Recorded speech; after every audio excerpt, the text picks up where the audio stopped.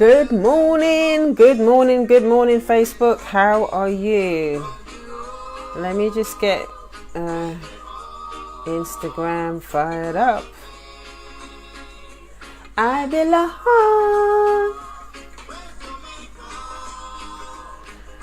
Okay. I'm live. Good morning, Instagram. Good morning, Instagram. Let me just get my post and stuff in. Oh, that was quite seamless today. Hurrah! I'm getting the hang of this.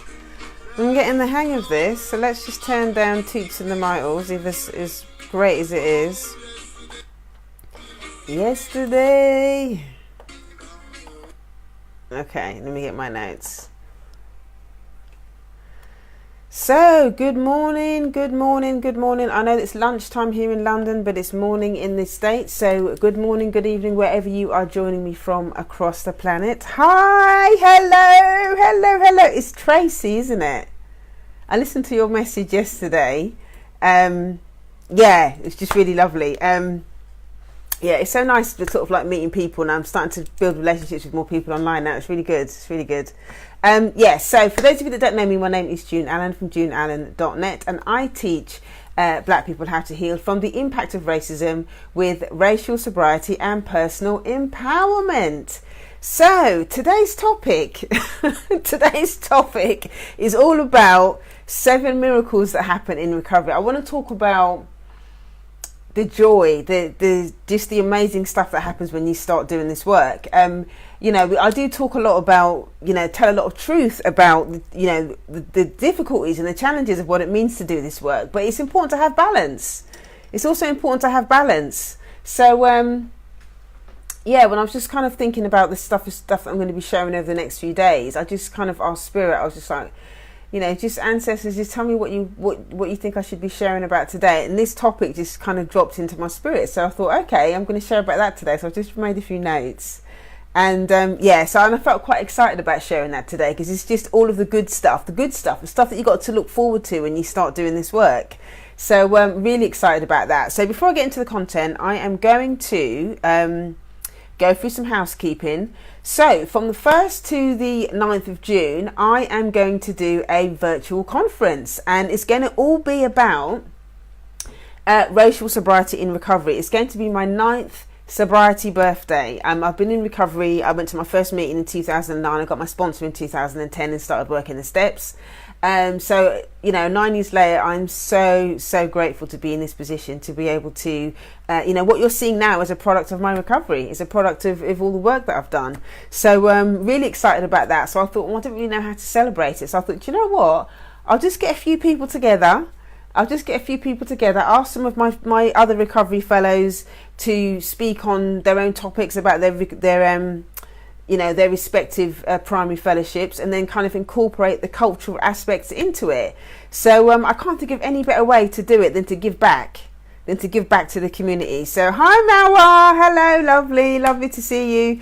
So so I just wanted to give back so much. I give away a lot anyway on social media, but I just wanted to do it in a more structured way for people that are in recovery, because just from conversations that I've had with other people that are also in recovery, it's quite difficult to have these conversations. There's not that many safe spaces for people of colour to process this stuff. So so it's my 9th sobriety birthday on the 1st of June. It's also my business anniversary as well. Hi Rose, hello, lovely. Oh, my sisters are jumping on, it's so nice. It's also my business birthday as well. I've been in business 3 years.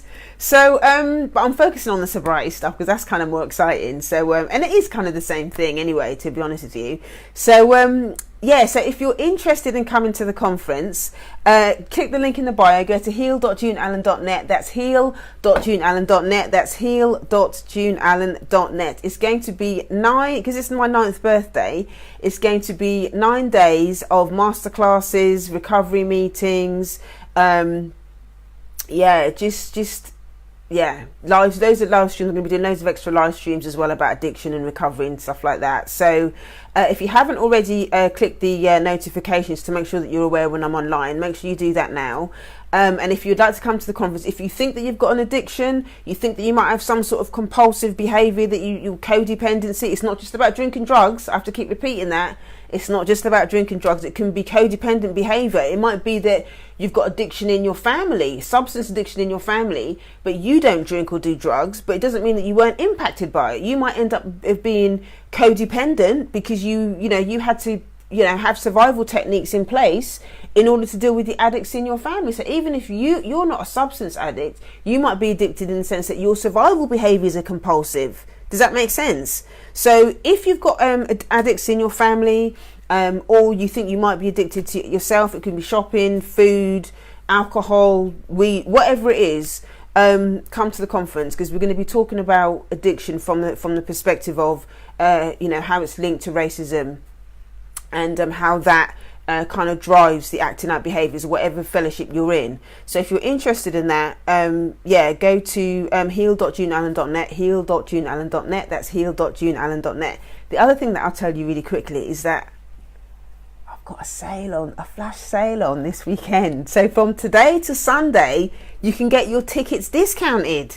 So you can either buy the live, sessions at a discounted rate, or you can buy the live plus the replays. People are asking me about, am I going to be able to get in because I've got to work and stuff like that. So now I've created the replay. So if you're working, or maybe the time differences doesn't work for you or whatever, you can now buy the replay. So they're going to be at a discounted rate today as well. And the creme de la creme of the offers is, I've just put on the website today. I'm actually going to be doing a 12-week course on the back of the conference, because what happens at the conference is that people are going to be sharing and stuff in meetings and stuff like that, but they may not be going that deep into the conversations. They're going to be sharing their experience, strength and hope. So you'll be around a community of like-minded people, but you might not actually, they're not going to give you the steps and stuff like that to be able to work through the stuff. So on the back of the actual conference, I'm going to be doing a 12-week mastermind called Step Zero. So it's the step before the step, basically.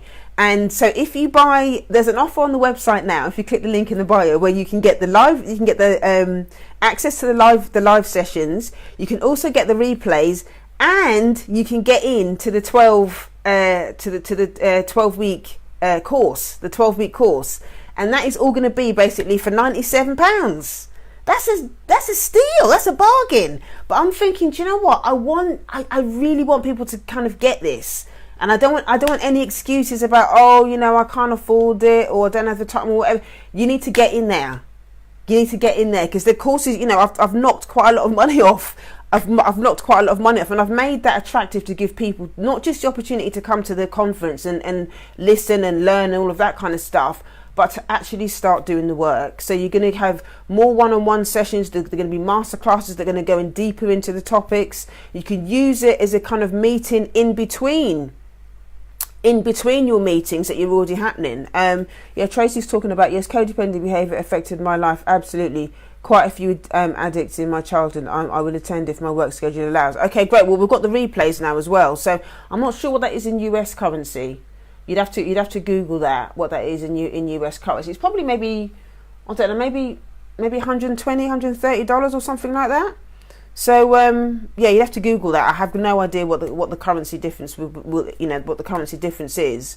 But for a 12-week course for the live conference plus the replays, that is an absolute steal. So I would get in there when you can. So if you're interested in that offer, and that offer's only available until Sunday midnight London time, so you need to get in there before it goes back up. So go to heal.juneallen.net if you're interested in that. So that's housekeeping number one. Housekeeping number two is I'm doing a father and daughter's workshop. That is going to actually be in London.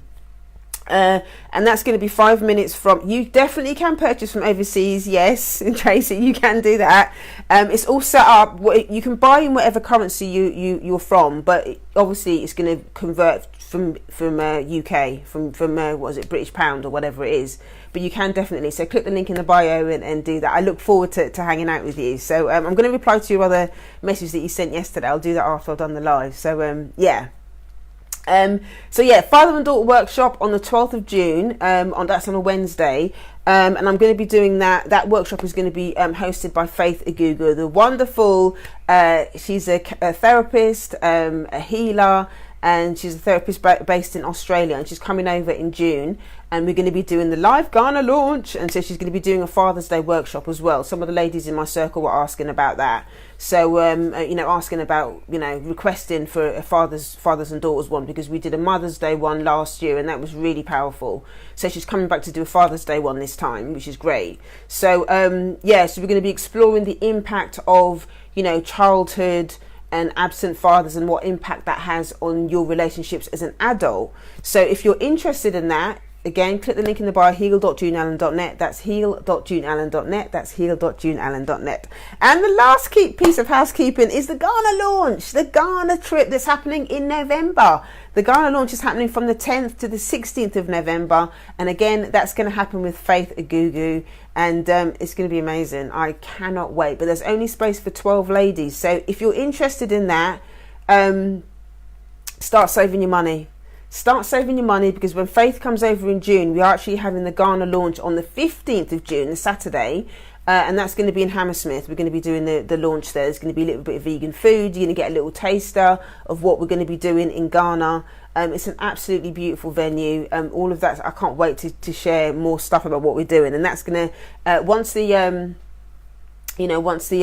conference and stuff is done, there's going to be I'm going to be sharing a lot more stuff about that. So if you're really interested in coming, there are going to be only 12 slots, 6 from the UK or the US and 6 from Australia. So if you're interested in that, save your pennies, click the link in the bio, and if you sign up to register your interest, you'll also get some free resources. If you've never worked with myself or Faith before, you can sign up and you will get 3 different resources. 1, Did Your Black Mother Betray You? That's a video. And 2 podcasts, one on Black mindfulness and another one on boundaries, wounded daughters and relationships. Very, very powerful. So Faith and I, created these resources for some workshops that we did previously, and they're really powerful. So if you're interested in coming to Ghana, sign up and you'll get those 3 resources. And I look forward to kind of sharing more. So that is the 3 pieces of housekeeping. So for those of you that have just joined, my name is June Allen from juneallen.net, and I teach Black people how to heal from the impact of racism with racial sobriety and personal empowerment. So what is racial sobriety? Racial sobriety means that you have the courage to stand and celebrate and honor your melanin magic, your black girl magic. And you're doing it without apology. It's your ability to build that relationship with that part of yourself, to reclaim that part of yourself, despite living inside a system that tells us the opposite of who we are. So, I've been in recovery for quite a long time. And, I realised as part of that recovery process that there was no cultural context. There was no cultural context. And so, I started reading a lot more. I did a lot of work with Black therapists, still working with Black therapists. And I did some therapy training myself, which is ongoing. These things helped me understand the whole concept of what it means to be racially sober. And so what I've done now is I've created this platform to empower people that are not necessarily in recovery, but still, I can still teach and empower people in a way that that they can relate to. But at the same time, people that, Black people, people of colour that are in recovery also have a really powerful opportunity to to kind of look at the more of a holistic way of recovery, in the sense that we're looking at the social aspect of it. How does that impact our addiction? How does that impact how we feel about ourselves? How does that impact our codependency?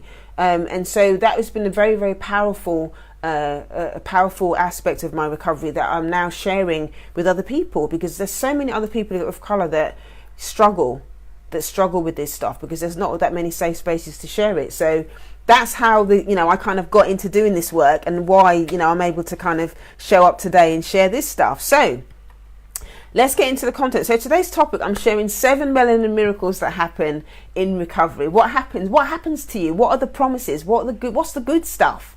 What happens when you do this work? So so the first miracle is the ability to tell the truth. Now, one of the things about living under the system of racism is that black people, a lot of us we've been taught to lie. We've been taught to lie about how we feel. We've been taught to lie about who we are. We've been fed the lies and we believe them, because in a sense, telling the truth about who we are quite often feels unsafe. Yesterday we were talking about the whole thing around, sharing in white spaces about our pain and how we feel about things, and then being silenced by other white people that are just not doing this work, that don't understand it, don't want to get it, and we were having conversations yesterday about how difficult that is, the pain of that. And so because of those fears of what other people are going to say, oftentimes we don't tell the truth. We don't tell the truth to other people, and we don't tell the truth to ourselves. We end up shutting down the truth within ourselves because it becomes unsafe. It becomes safe to speak up, and for a long time, I avoided doing this work because I was scared of what people were going to say. I was scared of what white people were going to say about me. I was scared of what black people were going to say about me. I was scared about, people saying, oh, she's too militant. Oh, she's always talking about that black stuff. It's so triggering. It's so triggering for a lot of people that for a long time I was afraid, but my ancestors had a different plan for me. My ancestors have a different plan for me.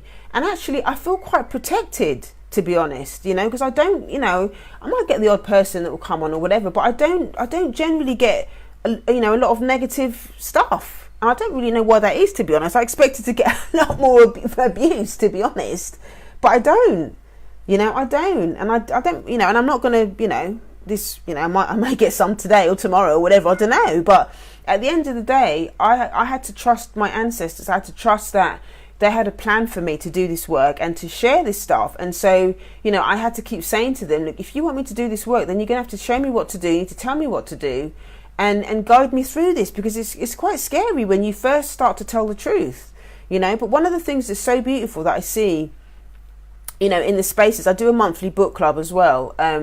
And one of the things that always comes up in the group, especially from newcomers that join the group, there's this real sense of relief from them. There's a real sense of relief from like, oh my God, I can't believe I've been holding this stuff for so long because I've not had anywhere to share it. And you can see the relief kind of draining from their face, because for the first time, they're in a boundaried space where they're going to be believed. And then, I'm working on one-on-one with a guy at the moment as well, and he was having a similar conversation with me last week, saying how powerful it is, and how important it is to have somebody mirror back their truth, to have somebody that's going to listen to them and not judge them and not shame them for telling the truth, and having somebody that looks like you that does it, especially if you were traumatized by people that look like you, by family members that look like you.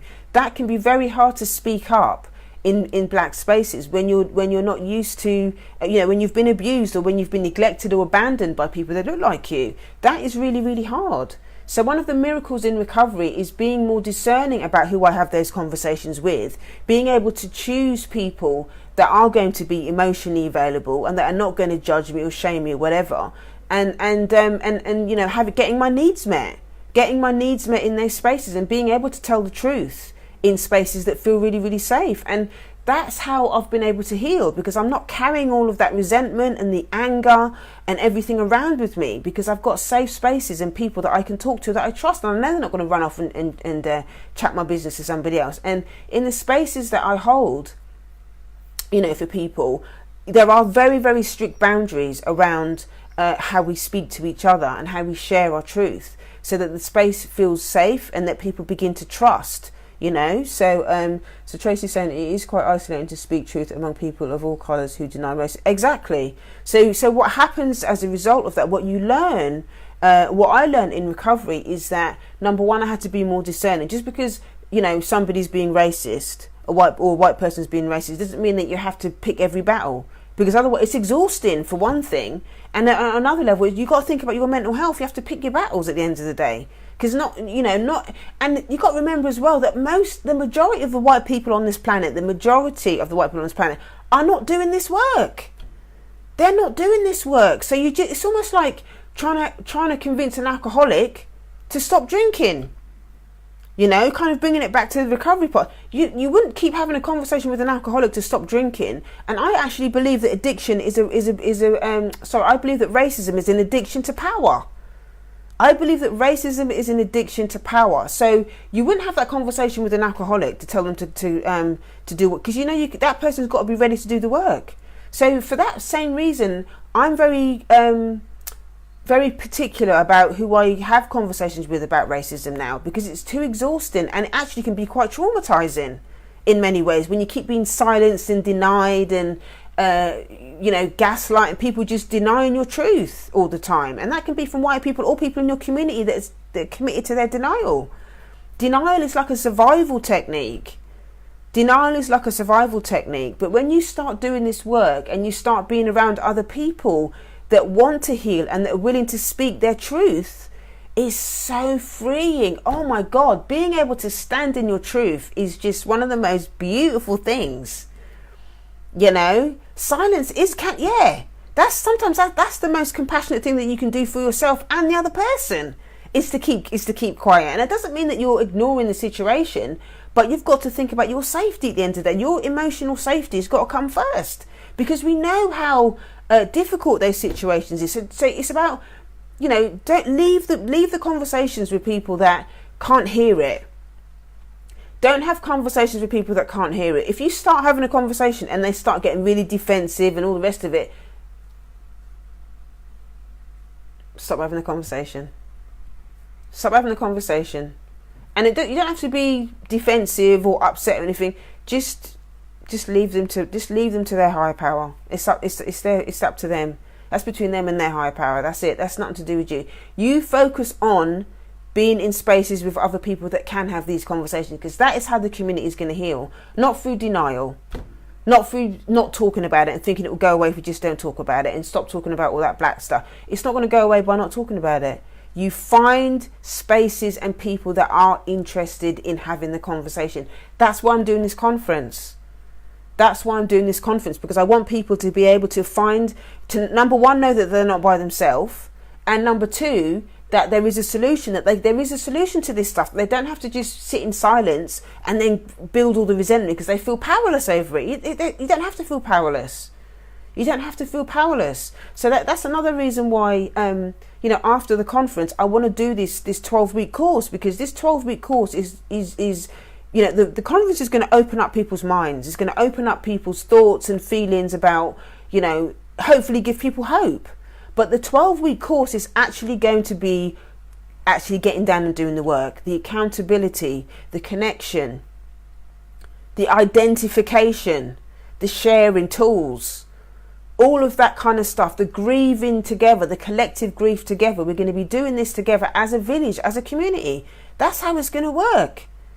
That's how it's going to work. So that's why I'm creating these spaces, so people can really have the opportunity to start doing this work and doing it without apology, and learning how they can incorporate this stuff in their own daily lives. So that's number one, integrity. Integrity is the first thing. If you're not willing to tell the truth, it's all over. It's not going to work. You have to be willing to tell the truth, but there has to be a safe space to do that. So that's number one, integrity. Number two, the second miracle is that I've learned about self-compassion. Hi, Rob. Thanks for joining. Self-compassion. Oh, my God. This is such a huge one. Self-compassion is such a huge one because, living under the system of racism means that we quite often, the most brutal people, we can be really brutal to ourselves as a result of what we internalize from living under the system of racism. So we don't know how to be kind to each other. We don't know how to speak compassionately to each other. We don't know how to be kind to each other. And then what happens as a result of that is that we vomit that stuff onto other people. We can't be kind to our children. We can't be compassionate to our children. We can't be compassionate to our loved ones. There's a hardness. There's a hardness that we've internalized because of it. We don't know how to practice self-compassion, and I've worked with people that find even when they start being compassionate to themselves, even that becomes painful. And I relate to that. When I first started doing this work, I remember the first time I started going to recovery meetings and having to do outreach calls and stuff with other people in recovery, I couldn't stop crying. I couldn't stop crying because it's the first time that I'd ever been in a situation where I was around other people where I felt heard, where I didn't feel judged. And I'm thinking, shit, these people are strangers. They don't know anything about me. They don't know anything about me, but yet they're willing to listen to my pain and to hear me and not judge me, and then give me solutions and suggestions to what I can do that's going to help me. That's one of the reasons why recovery is so powerful, and why it's so powerful for us as a community if we can pick it up. Because what I've done in the conference and in the 12-week course, I've adapted it for our needs. I haven't just taken the recovery model and then just plonked it into our community and go, oh, okay, everybody go into recovery. No. I've actually picked up all of the things that I've learned along the way that are culturally relevant, and then applied it to us. All the books that I've read, all the podcasts that I've listened to, all the sharing that I've done, all the sessions in therapy, all of the stuff that I've learned, I've incorporated a lot of that stuff into the stuff that I'm pouring into you all now, because it's culturally relevant. So I'm talking from a personal experience as a black woman, and from the people that I've mentored, and from the people that I've sponsored in recovery. And just all the stuff that I've learned has just been transformed into something that is appropriate for us as people of colour under the system of racism. You know, and compassion is probably one of the most important things that we need in order to heal. And also another reason why the compassion is important as well is because the reason why racism is so painful, or internalized racism is so painful, is because the core feeling underneath that is shame. Feeling ashamed about being black. Feeling ashamed about our culture. This is one of the reasons why white supremacy is so powerful. Because shame silences people. And a lot of times we don't even know that we're ashamed of being black. But we carry it. We carry it. Our ancestors had to deal with it. How many times our ancestors were called the N-word? How many times our ancestors were murdered because of who they were? Do you know what I mean? It's like, it's absolutely insane the amount of shame that is projected onto us from living under the system of racism. And actually, it's not even our shame. It's projected shame from white people who feel ashamed of who they are. It's not our shame, if that makes sense. Does that make sense? I'm going to say that again for the people in the back. Racism and shame, okay, the whole thing about racism is that at some level, at a psychological level, at a deep level, white people feel ashamed of who they are. So they're projecting that onto us. That's why it's so it's so excessive. That's why it's so savage, because they feel so ashamed of themselves at some level that they have to project it onto us, and we absorb it, and then we feel bad about who we are as black people. We feel ashamed of any little thing that white supremacy can find to make us feel ashamed of. It's being projected onto us. We feel ashamed. They want us to be ashamed of our hair. They want us to be ashamed of our lips. They want us to be ashamed of our curves. They want us to be ashamed of our shade. They want us to be ashamed of everything. And it's just projection. It's pure projection. It's got nothing to do with us. But once you realise it, once you realise that, and this is what recovery does. This is what recovery does. It makes you see what exactly is going on, and then you don't get triggered. I don't get anywhere near as triggered as I used to, because I understand what's going on. I understand what shit's going down. So it doesn't get to me like it used to, and you know that shame it doesn't trigger the same sort of level of shaming it does like it used to before I came into recovery, because I understand that shame is not mine. That shame is either projected white shame, or sometimes it could be ancestral, because our ancestors didn't process any of their shame. They didn't process any of their shame when they left the plantations. They just came out of the plantations and got on with it. So a lot of shame has been passed down through the generations in our families. That's why a lot of us are still carrying a lot of this shame. It ain't nothing to do with us. It ain't nothing to do with us. And that's what recovery does. It gives you clarity on what is yours and what belongs to other people. A lot of the stuff that you're carrying, you're feeling, it ain't got nothing to do with you. It's other people putting their stuff on you. White people, family members, parents that haven't dealt with their own trauma. It ain't yours to carry, but we're carrying it because we don't understand it.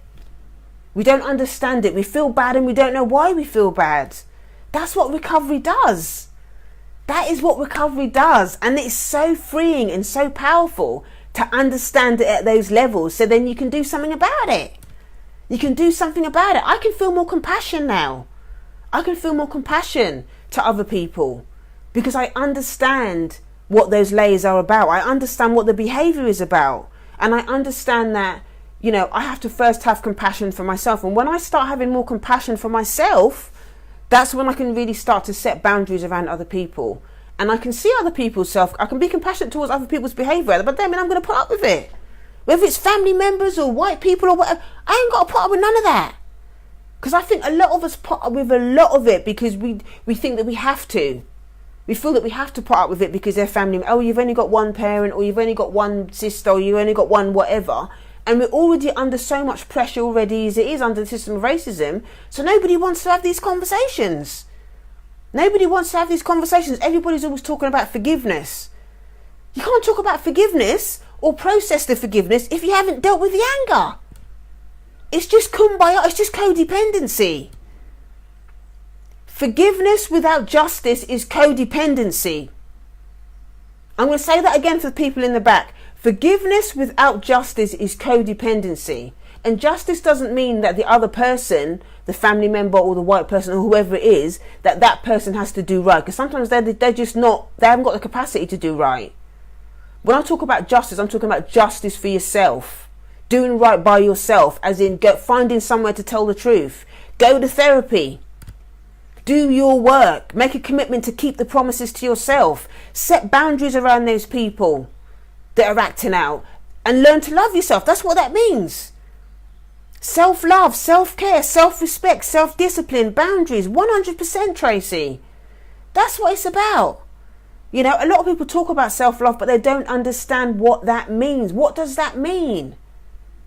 It means being able to tell the truth. It means taking action around these things and not just chatting. It means taking action. It means telling the truth even when it's hard in the appropriate spaces. It means being willing to take risks. It means finding the courage to trust when you're scared. To trust doing something different even when you're scared. And when you start feeling more self-compassion for yourself, you'll find the courage to start doing these things, because you'll be like, oh my God, like I have been through all these things. And I deserve more.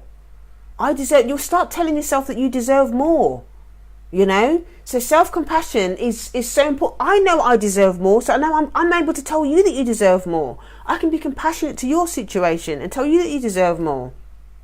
That's how compassion works. But it has to start with yourself. If you have compassion for other people, but you ain't got no compassion for yourself, again, it's codependency. And that's a form of addiction. Codependency is a form of addiction. It's like excessive people pleasing. Excessive people pleasing. You know, step one is exactly telling the truth to yourself. If you're not willing to tell the truth, it's all over. It's not happening. You've got to be willing to tell the truth to yourself first. Tell the truth to yourself first, you know. So that's number 2, self-compassion. Number 3, the third miracle is that I'm just more abundant, just generally more abundant. I have an abundant support network, therapists, mentors, confidants. I have more money, you know, and it's because it's like that energy, because I feel like I deserve more. More is coming into my life. I have more abundant relationships. You know, that abundance conversation starts when you start being more abundant, taking more abundant actions to take care of yourself. That's how it works. If you don't feel worthy inside, if you feel ashamed of who you are as a black person, for whatever reason, your higher power has chosen to put you inside this body. There's a lesson that we all have to learn as black people, as people of colour, of what it means to deal with living under the system of racism inside these black bodies. So I feel like my gift, my job is to teach people how to survive, how to be in the world, how to thrive in the world, how to stand in your greatness in the world, despite living inside a body that the world tells you is rubbish. You know? So, and just the whole thing around being abundant, and I think that's how the system works. They want us to feel rubbish about ourselves, because then we ain't going to have the confidence to get into relationships where we feel worthy. We're not able to build businesses and earn money because we don't feel worthy. We're constantly feeling ashamed.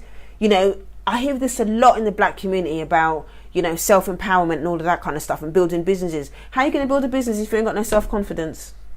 Tell me. How are you going to build a business without self-confidence if you're not doing the work, in the internal work? It's not going to happen. And I think people use that as an excuse and think, just build a bit. You have to do it hand in hand. Because building a business, I'll tell you from experience, building a business is an emotional roller coaster, and you need a network, you need tools, and you need to be doing this work as well as a black person, as a person of colour. You need to be doing this internal work as well if you're building a business, so that you can deal with the things that you need to deal with in business and outside of business. So it's important. There is going to be somebody that's going to be talking about the whole concept of unworthiness, underbeing, not being able to grow a business because of unworthiness and shame. There's a lady that's going to be sharing about that in one of the meetings. So if you're in business and you're interested in that, you're interested in hearing more about that, click the link in the bio, go to heal.juneallen.net, heal.juneallen.net, heal.juneallen.net, and you can get your ticket with the flash sale for this weekend for the conference. So that is number 3, more abundance. Number 4 is quality relationships, quality friendships. Oh my God, I can't tell you how nice it is to have more quality friends, more quality friends. And people that genuinely care about you, and it's kind of like building what I call building a family of choice. Building a family of choice is so important in recovery, because so many of us we don't know what family really feels like, because we were raised in families where there was a lot of pain, a lot of unresolved trauma, a lot of unresolved hurt, addiction, domestic violence, abuse, on so many different levels, and we're so used to it. We're so used to feeling rubbish in those environments that we just put up with it. We just put up with it because we think that's what families are like. No, there are certain things that go on in families that it's just inappropriate, and you don't have to put up with it. So one of the things that I always encourage people to do, encourage my clients to do and stuff as well, is you got to start building a family of choice. You got to start building a family of choice, and that means being around people and start building relationships with people that you can trust, that are going to hear you, that are not going to shame you, that are not going to say, "Oh, stop being in your feelings," and they're going to hear you.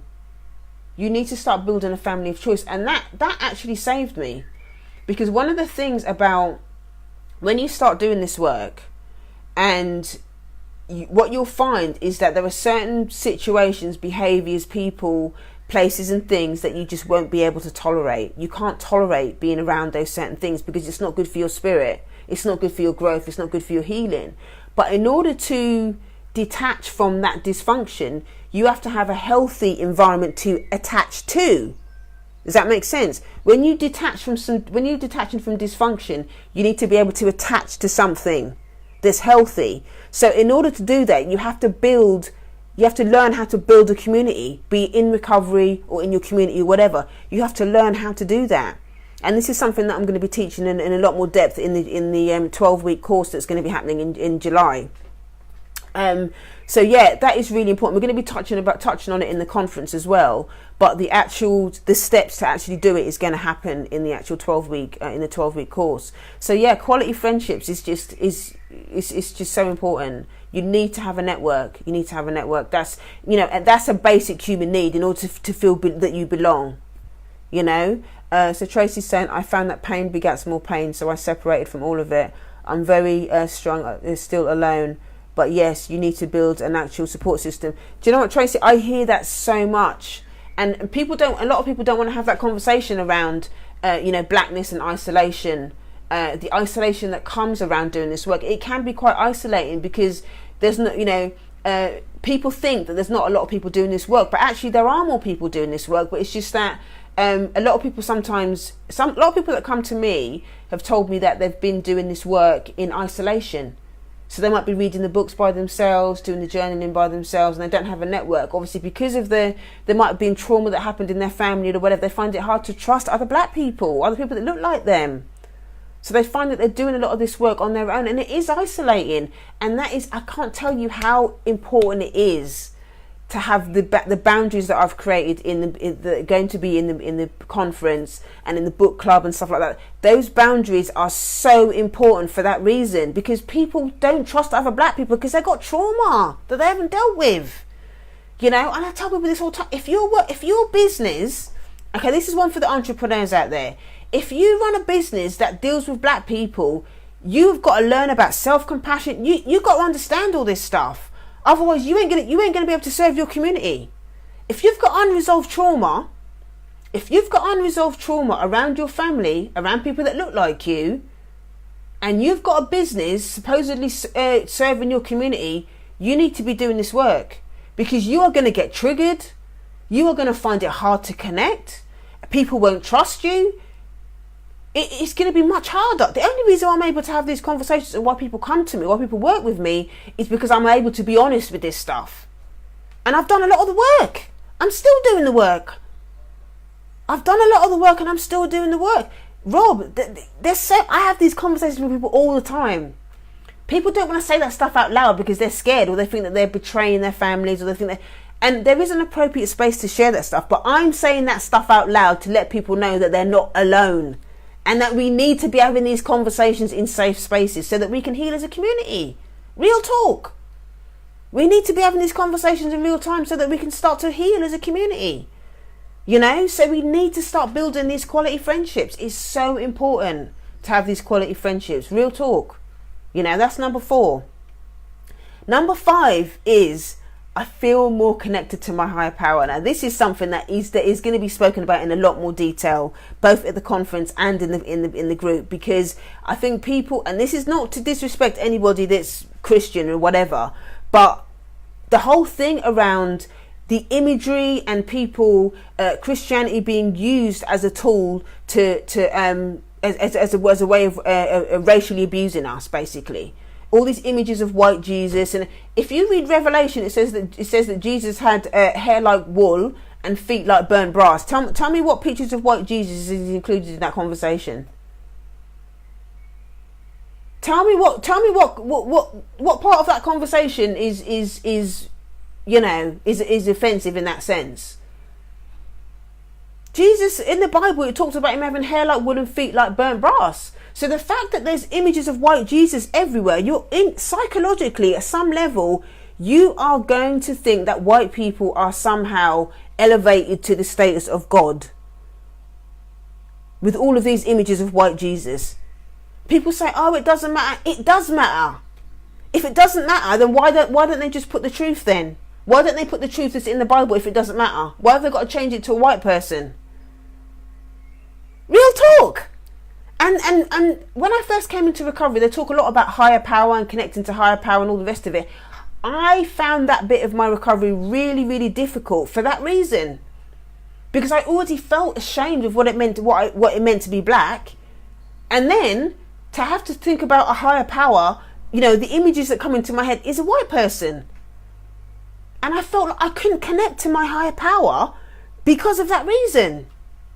But the way that I got around that is that I fired white Jesus. I had to fire white Jesus in order to reconnect with my higher power. And now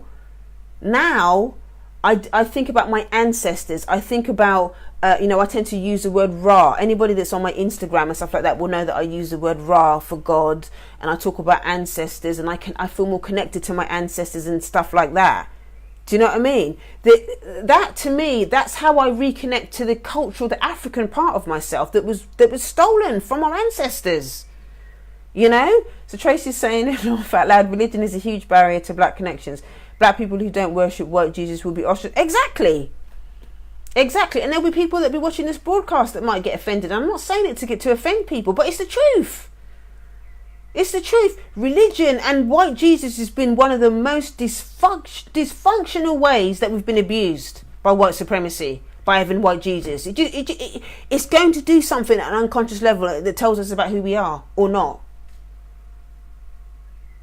I fired white Jesus. Yes, Rose. I had to fire him. I had to fire white Jesus, because I needed to reconnect. I needed to reconnect to that higher part of myself. And actually, the whole thing around, white Jesus and feeling separate and all the rest of it, it's just another way that we can disconnect from ourselves. Ashe, Tracy. Yes, Ashe. Now I understand that actually I am a cup of God. You are a cup of God. It's not some white man in the clouds with a long beard. I am a cup of God, and so are you. When you realise that, it's so much easier to stand in the truth of who you are, because then you realise that you're God. Be still and know that you are God, and a goddess, and kings and queens. Yes, I'm going to put the hashtag Tracy Fire White Jesus. I love it. I love it. Fire White Jesus to backside. Yes. That's been a tool to abuse us for so long, and we don't understand a lot of it. We don't have that conversation. But it's the truth. And in recovery, it helped me to free that part of myself that was disconnected me from my higher power. I'm not stuck in my human self now. Now I have a relationship with a power greater than myself, which is what recovery, a lot of it is about. Having a relationship with a power greater than myself. And I can do that because I fired white Jesus. It's just so powerful. It's just really powerful. So that's number 5, feeling more connected to my higher power. Number 6, if you hadn't noticed already, get more confidence in self. I'm so much more confident now. So much more confident. Rose is saying when the student is ready, this teacher will... Oh, you're welcome, Rose. You're welcome. It's an absolute pleasure. I absolutely... If you can tell already, I absolutely love what I do. I absolutely love what I do. And I don't care whether it's 2 people, 3 people, 1 person in the broadcast. You're going to get the same fire. You're going to get the same passion. Because it's not... For me, it's not about numbers. It's not about how many people that want... Even if it's 1 or 2 people. If those 2 people hear the message... And they're going to change their lives and they're going to build a legacy based on the stuff that I'm sharing, then that's good with me. That's good with me. Yes, Rob, we taught the lie of white Jesus.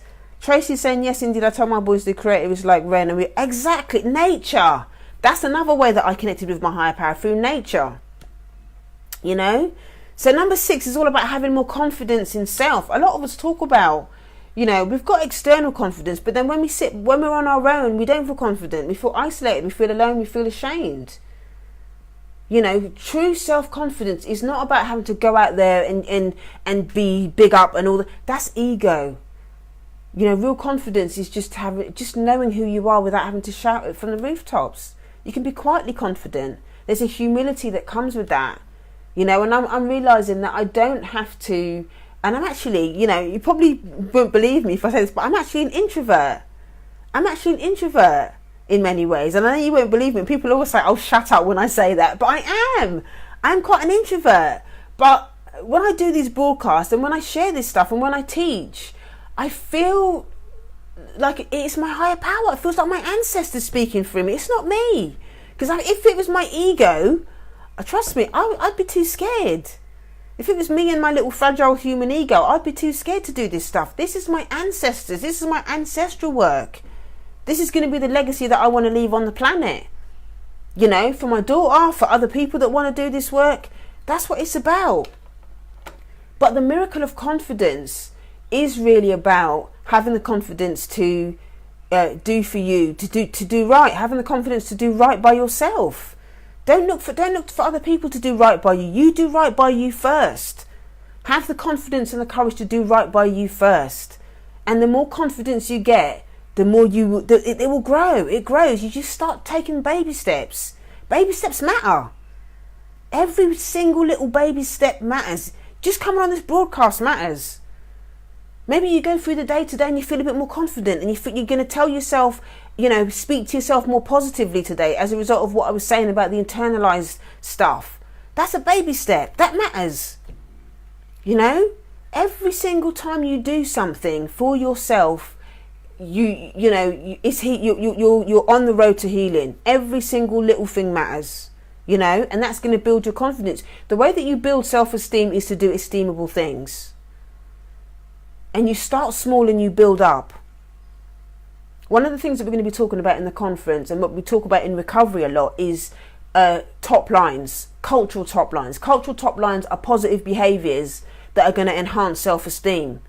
So we're going to talk, there's a lady that's going to be speaking on that in the conference about what she does around her top lines and stuff like that. And in the actual 12-week course, I'm going to be teaching people how to put those together. I've got 75 different ones.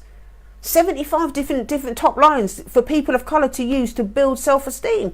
That is the stuff that I'm going to be teaching people how to build their own cultural self-care kit, and obviously giving them the ones that I have.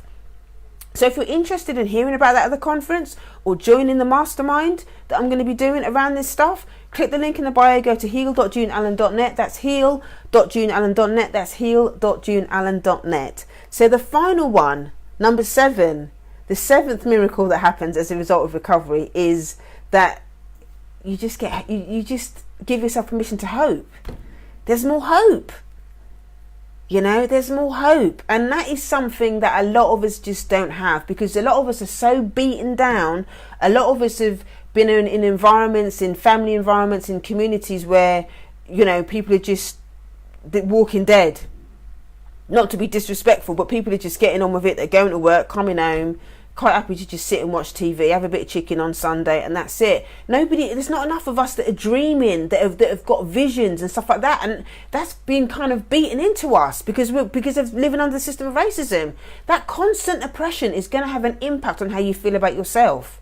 That sense of powerlessness around dealing with racism is going to have an impact on the choices that you make, the legacy that you build, the money that you attract, the relationships that you attract, what you're willing to put up with or not. You're scared to hope. You're scared to wish for a better life because we're constantly being told that we can't do it. Oh, you can't do this because you're black. You can't do that because you're black. Who do you think you are? You're an uppity Negro. Blah blah blah blah blah. And then if you do start doing better for yourself, there's the people in the community. They're going to say to you, "Oh, you think you're white? You talk white. You're bougie. You're this. You're that." Everybody's got something to say. So with all of this going on, a lot of us are just like, "Oh well, I'm just quite happy just." Staying small and doing this little thing. And I'm not saying that you have to go and do what I'm doing, or you don't have to be Malcolm X, you don't have to be Martin Luther King, but you can make a decision to do one small thing for yourself. You can make a decision to go, okay, do you know what? Right now, I'm going to make a decision to be a better parent. I'm going to read some books, and I'm going to do some work on, the difficult relationship that I had with my parents so that I can be a better parent to my child. That's hope. That's giving yourself permission to dream about something that's bigger than what you've been. And Tracy's saying, I do want to actually live before I die. Oh my God, tweet that. Tweet that. I do want to actually live before I die. I've only just survived all my life. Time to... Exactly. And a lot of us, listen, it's not your fault. Let me just finish on this. It is not your fault. Do not beat yourself up about this stuff, because we've been taught this. We've been taught that survival mode is it. That's it. We're existing in survival behaviours, and that's what white supremacy teaches us. Without tools and without a support network and without understanding the system of racism for the insanity that it is, we are going to be constantly living in survival mode. It's not your fault. But once you understand what it is, we then have a responsibility to change the game. You have a responsibility to your children. You have a responsibility to our ancestors. You have a responsibility to the next generation of children to do this work, to provide something better, to leave a legacy for the people that are going to be left behind when we go. And it doesn't matter how small it is. If you can teach your children, but the thing is, what you got to understand is that when you start doing the work for yourself, your children are going to learn by default. A lot of us are trying to teach our children to do things, but we haven't done the work.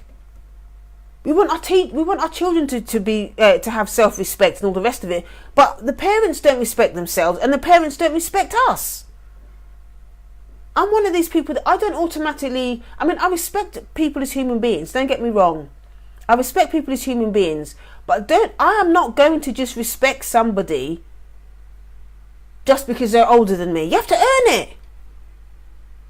I earn my daughter's respect by my behaviour, not because I tell her to. She respects me because I practice it. I practice in respecting that she's a little human being that's got her own feelings, that's got her own thoughts, that's got her own decisions that she wants to make. And that doesn't mean that I'm irresponsible with her choices. But I respect that she's a little human being and she's got her own needs. And it's my responsibility to meet those needs as her mum. But also at the same time, to let her grow into the woman that she needs to be. I just need to guide her and give her the tools. But so many of us as black parents, we've got so much trauma and so much stuff that we haven't dealt with, that for a lot of the older generation, it's about control. It's about control. It's about, you will respect me just because I'm older, and they think they can do whatever they want, and that we're supposed to just forgive them and just put up with the abusive behaviour. No, and I'm sorry if it offends anyone, but that's the truth. At the end of the day, I work with too many women that are traumatized, that are in a lot of pain around family members and people in the community that are justifying elders in the community that are being abusive and getting away and are not being held accountable. You don't have to put up with it. And as a generation, for this generation now of us as younger children, we're in a situation now where we can we can learn to set boundaries. It doesn't mean that we have to be disrespectful. It doesn't mean that, I don't come on here slagging off my parents and all the rest of it. No one's heard me do that. I can still be respectful to the elders in my community that I saw being abusive to other children and still tell the truth and set boundaries around that behaviour. I can still do that. That's what we have to learn. A lot of us don't know how to do it because we're still trapped in that kind of childlike place, that codependent place with our parents. We don't know how to tell the truth. And we don't have the safe spaces to be able to do it. We don't understand a lot of this stuff. But the miracle of recovery is that you can hope for something better. You can hope for a boundaried relationship with the people that are committed to their pain, that can't do this work. Not everybody can do this work. That's another miracle, is being able to have acceptance around the people that just can't do this work. Sometimes you just have to love them, but love them from a distance. Love them detached with loving boundaries. These are all things, again, that will be taught either in the conference or in the 12-week course. If you're interested in joining us for the course, click the link in the bio, heal.juneallen.net. Heal.juneallen.net. That's heal.juneallen.net. If you want to join, obviously remember that there's a flash sale on this weekend. It's going to end on Sunday midnight London time. You can get discounted tickets for the conference. If you want to do it live, you can get discounted tickets for that. If you want to just get the replays, maybe you can't get to the things live, get the replays so then you can listen to them at your own time. If you want to go deeper into the work, you think that you might be addicted, or you've got addicted people, you just, dealing with white supremacy is going to create codependent behaviour anyway for a lot of us as black people of colour. So if you've got issues around addiction, maybe you act out with food, maybe you're a woman that, that eats, compulsively, or whatever it is, or you starve yourself, however it is you deal with your black pain, right? Come to the conference and you can learn how to get support and get tools, and come to the 12-week course if you want to go deeper in it. Go to heal.juneallen.net. That's heal.juneallen.net. That's heal.juneallen.net. It's just to finish, Rose is saying, I'm the youngest of 7, being told what to do all my life. I've had enough, and it's a form of abuse. 100%, Rose. 100%, Rose. And I think the thing is, it's important to recognise that even though that older generation, they're victims as well, it doesn't mean that we should put up with the pain. It doesn't mean that our pain doesn't matter, because they're victims of it. They're victims of white supremacy as well. It's about taking responsibility for yourself and then detaching with loving boundaries. Yes, Tracy, detaching with loving boundaries from those people that are not haven't got the capacity or not willing to do the work or whatever it is, just remember that you are not alone. You are not alone, okay? And you don't have to do this work by yourself. Thank you so much for joining me today. I really don't take for granted that you take the time to hang out with me. If you've got any questions that you want to ask me, or anything, any comments or anything else that you want to make about this broadcast, or anything else that I've said in the previous broadcast about addiction, you don't feel comfortable putting it in the comments, because I know that it's a public platform, send me a direct message. I've had some lovely messages from people. Tracy, thank you so much for your beautiful message as well. Yeah, I've had some wonderful messages from people just sharing their excitement and relief that there is finally somebody that's having these conversations, and that there are finally some safe spaces to be able to have these conversations, you know. So yeah, message me if you've got anything that you want to talk about or anything like that. Enjoy the rest of your day, however you choose to do it. And Instagram's just cut off. Instagram's just cut off. So if you're watching me on Facebook, thank you so much for joining me today. Rose, I hear you. You're not on your own. Message me if you've got any questions. Rob, I hear you. If you want to join the conference, it's for brothers as well. You know, if you've got anything that you want, you know, I'm working with I've started working with a brother as well at the minute, and it is just so powerful. It's so powerful. So if you know any brothers, if you yourself want more support, if you know anybody else, any other brothers that are struggling with this stuff that want support, the conference is mixed. It's not just for black women, and it is for all people of colour to come to the conference, or the actual course that I'm going to be doing in July. So if you know anyone that's interested, or you think that you know somebody might be interested in this, send me a message, or you know, or share it with them. So thank you so much everybody for watching, and I will see you tomorrow. All right, take care of yourself, enjoy the day. All right, take care, bye.